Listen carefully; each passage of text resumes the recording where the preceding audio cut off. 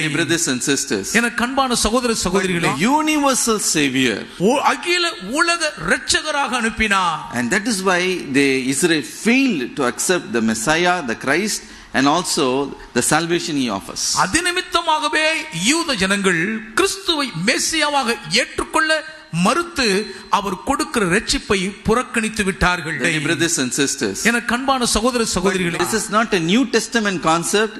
In the old covenant itself, the Lord had already declared it to the Jewish people. இது புதிய உடன்படிக்கையின் புதிய ஏற்பாட்டு ஒரு கோட்பாடு அல்ல.